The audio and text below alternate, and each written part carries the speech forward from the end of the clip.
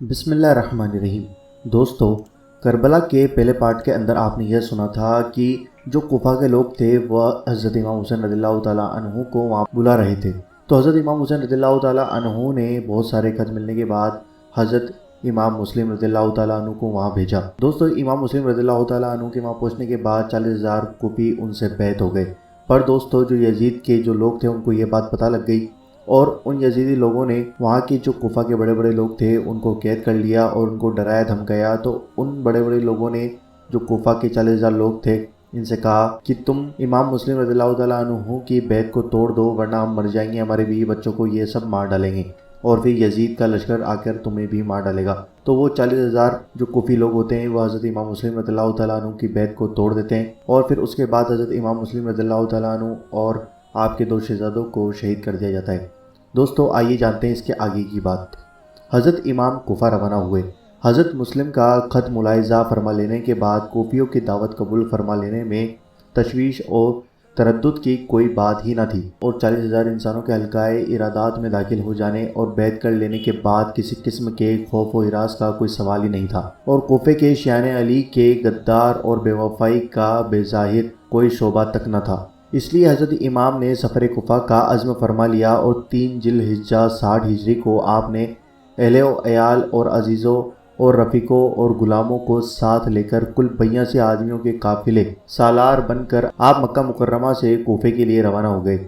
اس مقدس قافلے میں 70 یا 72 سوار اور باقی پیادہ پا تھے، اس لیے کوئی شبہ نہیں کہ حضرت امام مسلم کے خط سے پورا اطمینان ہو چکا تھا، مگر پھر بھی اکابر صحابہ آپ کو اصرار کے ساتھ اس سفر سے روک رہے تھے، خصوصاً حضرت عبداللہ بن عباس، حضرت عبداللہ بن عمر، حضرت جابر، حضرت ابو سعید خدری، حضرت ابو واحد لیشی۔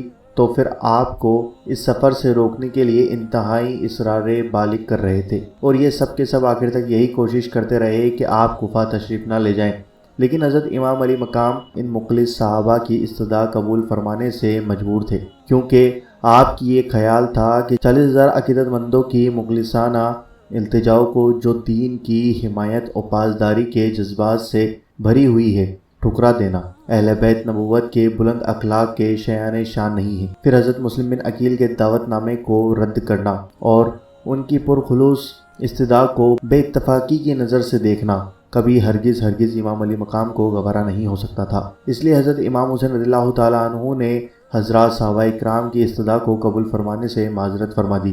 وہ صحابہ اکرام نے روتے ہوئے آپ کو رخصت فرمایا۔ حقیقت یہ ہے کہ صحابہ اکرام کو کوفیوں کی بدعہدی کا تجربہ تھا، اس لیے وہ ان کی طرف سے ہرگز مطمئن نہ تھے اور حضرت عبداللہ بن عباس رضی اللہ تعالیٰ عنہ نے تو یہاں تک فرمایا کہ اے امام، اگر آپ کسی کی بات نہیں مان اور کوفہ کے سفر پر آپ کو اصرار ہی ہے تو کم سے کم میری اتنی ہی عرض دست قبول فرما لیجئے کہ عورتوں اور بچوں کو ہمراہ نہ لے جائیے، مگر آپ اس پر بھی راضی نہیں ہوئے۔ اصل بات تو یہ ہے کہ تقدیر کا لکھا ہوا مٹنے والا نہیں۔ امام علی مقام کی تقدیر میں تو غربت و مسافرت اور انتہائی بے کسی کے عالم میں میدان کربلا کے اندر شہادت لکھی ہوئی تھی، اس لیے بھلا آپ کوفہ کیوں نہ تشریف لے جاتے؟ آپ کو تو شہادت کی کشش کھینچے لیے جا رہی تھی اور حضرت امام کا اس وقت وہی حال تھا جو کسی نے کہا ہے کہ 2 قدم بھی نہیں چلنے کی ہے طاقت مجھ میں، عشق کھینچ لیے جاتا ہے کہ میں کیا جاتا ہوں۔ بہرحال حضرت امام اپنے 82 انسانوں کے مختصر قافلے کے ساتھ کوفہ روانہ ہو گئے۔ دوستو، کربلا جانے والے اہل بیت میں ہم آپ کو کچھ کے نام بتاتے ہیں۔ اس سفر میں حضرت امام حسین رضی اللہ تعالیٰ عنہ کے 3 فرزند ہمراہ تھے۔ حضرت علی اور سعد کا لقب زین العابدین ہے۔ یہ حضرت شہیر بانو کے وطن سے تھے۔ ان کی عمر اس وقت 22 سال کی تھی اور یہ بیمار تھے۔ امام علی مقام کے دوسرے صاحبزادے علی اکبر جو لیلہ بنت ابی مرہ کے شکم سے تھے، ان کی عمر 18 برس کی تھی۔ یہ کربلا میں شہید ہوئے۔ امام علی مقام کے تیسرے فرزند علی اصغر جن کی والدہ بانی قودہ میں سے تھی، یہ شیرخوار بچے تھے۔ اور دوستو، ایسے ٹوٹل ملا کے 82 لوگ تھے۔ حضرت امام علی مقام بہت تیزی کے ساتھ سفر فرما رہے تھے۔ جب آپ ایک مشہور منزل ذات ارق پر پہنچے تو بشیر بن غالب ازدی سے ملاقات ہوئی جو کوفہ سے مکہ مکرمہ جا رہے تھے۔ حضرت امام نے ان سے کوفہ کا حال دریافت فرمایا تو انہوں نے جواب دیا کہ اہل کوفہ کے دل تو آپ کے ساتھ ہیں، مگر ان کی تلواریں بنی امیہ کے ساتھ ہیں اور خدا جو چاہتا ہے کرتا ہے۔ آگے بڑھے تو مشہور شاعر فرزوق سے ملاقات ہوئی، اس نے بھی یہی جواب دیا۔ بہرحال حضرت امام نے اپنا سفر جاری رکھا، یہاں تک کہ بطنور رمنا کے مقام پر عبیداللہ بن متی سے ملاقات ہوئی۔ یہ اہل بیت کے بہت ہی جانثار اور شہدائی تھے۔ انہوں نے حضرت امام کو انتہائی اصرار کے ساتھ اس سفر سے منع کیا اور عرض کیا کہ آپ اہل کوفہ پر ہرگز حاضر اعتماد نہ فرمائیں۔ کوفہ میں اب تک یزید کا گورنر موجود ہے اور وہاں آپ کا تشریف لے جانا خطرے سے خالی نہیں ہے۔ مگر امام علی مقام نے ان کو بھی وہی جواب دیا جو مکہ مکرمہ میں حضرات صحابہ اکرام کو دیا تھا، اور یہ فرما کر آپ آگے بڑھ گئے، یعنی ہمیں وہی مصیبت پہنچ سکتی ہے جو اللہ تعالیٰ نے ہمارے لیے مقدر فرما دی ہے۔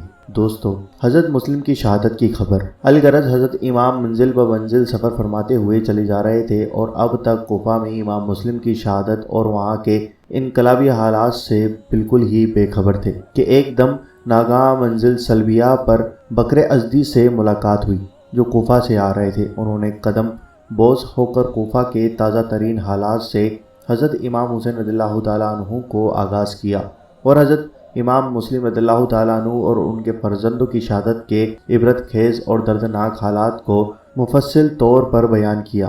حضرت امام کوفیوں کی غداری اور عہد شکنی کی داستان سن کر حیران رہ گئے اور شدت غم سے دل محسوس کر بے چین اور بے قرار ہو گئے۔ اتنے میں حضرت مسلم شہید کی ایک چھوٹی بچی جو اس سفر میں ساتھ تھی حضرت امام کے سامنے آ گئی۔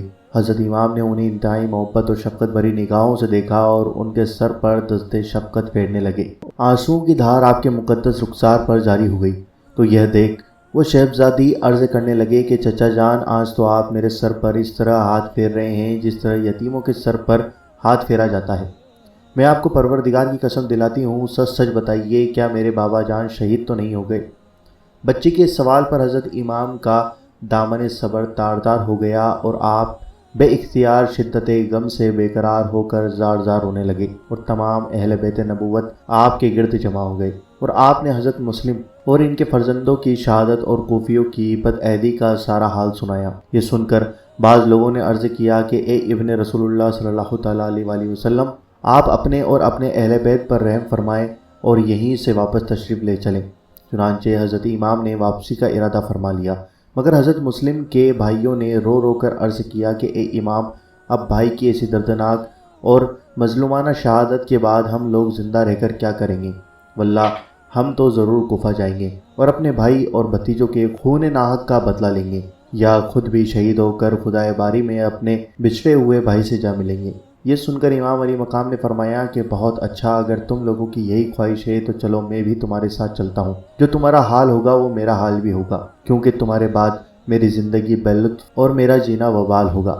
چنانچہ قافلہ آگے چل پڑا، یہاں تک کہ جب کوفہ 2 منزل باقی رہ گیا تو پھر اس کے بعد کیا ہوا؟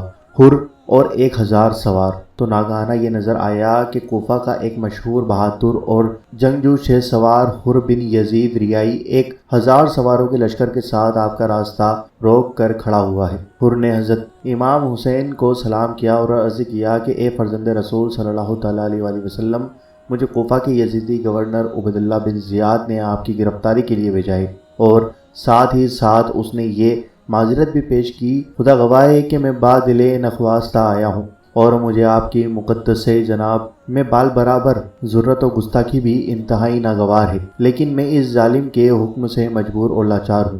حضرت امام نے فرمایا، اے حر، میں اس شہر میں خود بخود نہیں آیا ہوں، بلکہ اہل کوفہ نے مجھے 150 خطوط لکھ کر بلایا ہے، اور یہ خطوط اکثر انہی لوگوں کے دستخط اور مہر سے لکھے گئے ہیں جو اس وقت تمہارے اس لشکر میں میری گرفتاری کے لیے آئے ہیں۔ انہوں نے قسم کھا کر کہا کہ واللہ مجھ کو اس کا کچھ بھی علم نہیں ہے۔ کیا آپ کے پاس کب خطوط بھیجے گئے اور کن کن لوگوں نے خطوط بھیجے، اور میں نہ آپ کو چھوڑ سکتا ہوں اور نہ واپس لوٹا سکتا ہوں۔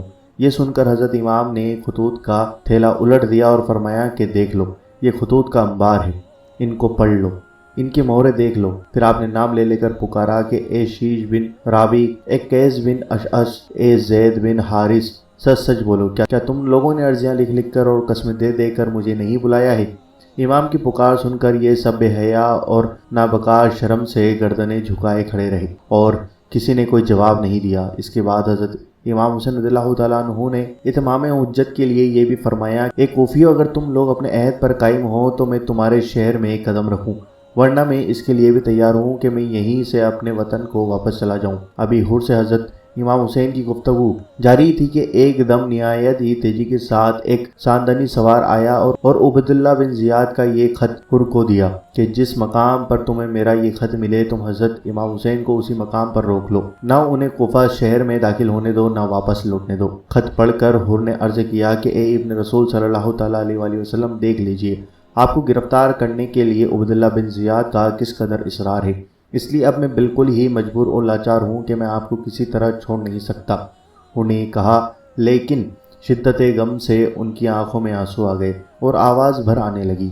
اس میں کوئی شبہ نہیں ہے کہ حر کے دل میں اہل بیت کی بے پناہ عظمت تھی، چنانچہ وہ نمازوں میں برابر حضرت امام ہی کی اقتدا کرتا رہا، لیکن وہ ابن زیاد بن نہاد ظلم و استبداد، لاچار اور مجبور تھا، اور اس کو یہ بھی ڈر تھا کہ اگر بال برابر بھی وہ حضرت امام کے ساتھ کوئی رعایت کرتا تو 1000 لشکر کی موجودگی میں یہ راز پوشیدہ نہیں رہ سکتا تھا، اور اگر ابن زیاد کو پتہ چل جاتا تو وہ حر اور اس کے پورے خاندان کے ٹکڑے ٹکڑے کر ڈالتا۔ اسی خوف سے حر اپنی بات پر اڑا رہا، یہاں تک کہ جگر گوشہ رسول فرزند بطول کو کوفے کی راہ سے ہٹ کر کربلا کی اس بے آب و گیا سرزمین میں اتارنا پڑا جہاں سر چھپانے کو درخت کا ایک پتا اور پیاس بجھانے کو پانی کا ایک قطرہ بھی موجود نہیں تھا۔